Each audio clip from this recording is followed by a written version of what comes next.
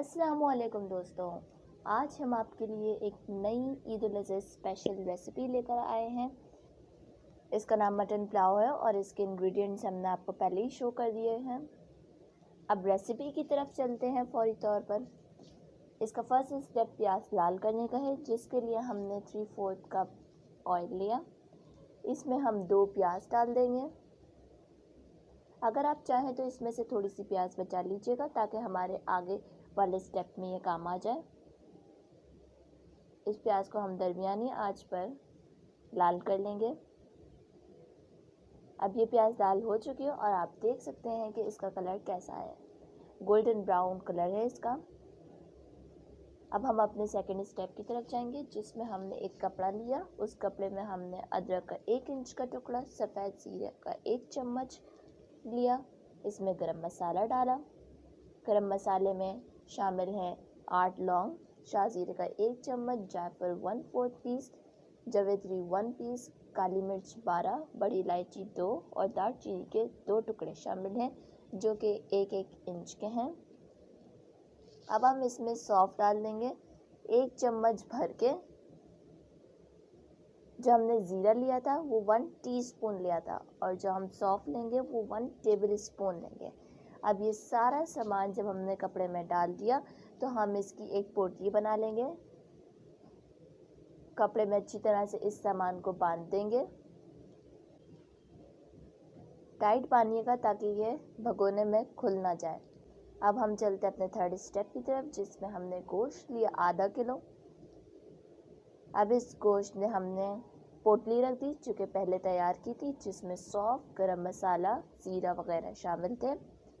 अब हम तेज़पात का पत्ता 3 और साबुत लाल मिर्च 8 से 10 डाल देंगे। अब आप एक छोटी प्याज डाल दीजिए या जो पहले से थोड़ी सी बचाई हो वो डाल दीजिए। अब 3 गिलास पानी डालेंगे। 3 गिलास पानी डालने के बाद 5 मिनट के लिए आप इसे तेज़ आंच पे छोड़ देंगे और 5 मिनट बाद आंच हल्की करके 40 मिनट के लिए छोड़ देंगे। 40 मिनट बाद ये शक्ल नज़र आएगी आपको, यखनी तैयार हो चुकी होगी। अब हम इसमें से पोटली को निकाल देंगे। इसका काम ख़त्म हो चुका है, सारा एक्सट्रैक्ट जो था वो निकल चुका है। अच्छा, अब जो उस यखनी में गोश्त, लाल मिर्च और तेज़पात का पत्ता था वो हमने दूसरे भगोने में डाल दिया, जिसमें हमने प्याज को लाल किया था। अब हम क्या करेंगे कि हरी मिर्च 8 से 10, लहसुन की जगह 8 से 10 और हरा धनिया 25 ग्राम लेकर इन सब को कूट कर थोड़ा सा पानी डाल देंगे। ये एक पेस्ट बन चुका है। अब इस पेस्ट को हम गोश्त में डाल देंगे। थोड़ा सा हमने बचा लिया है अपने इस्तेमाल के लिए। अदरक लहसुन हमने लिया 1 टेबल स्पून, नींबू का रस लिया 2 टेबल स्पून।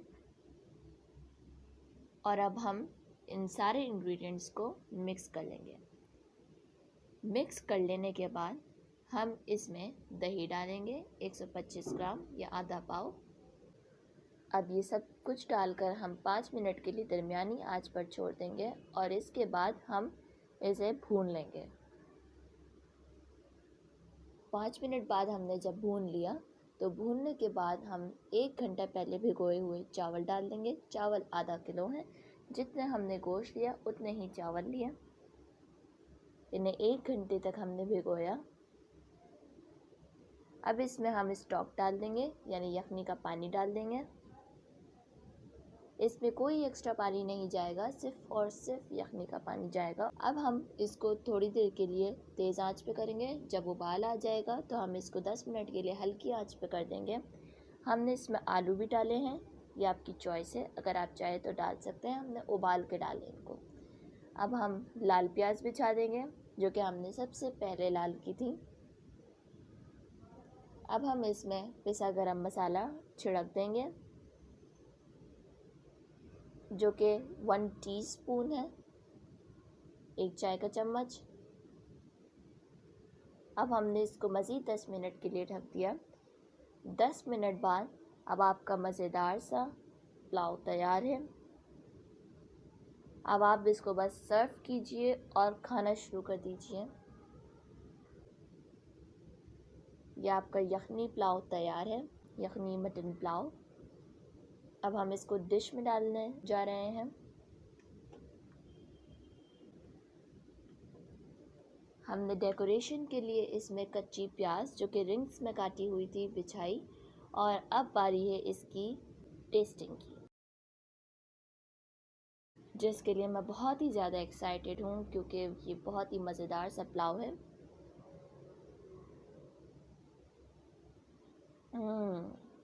इतना अच्छा ये पुलाव बना है कि मैं तो कम से कम अपने आप को रोक नहीं पा रही हूँ।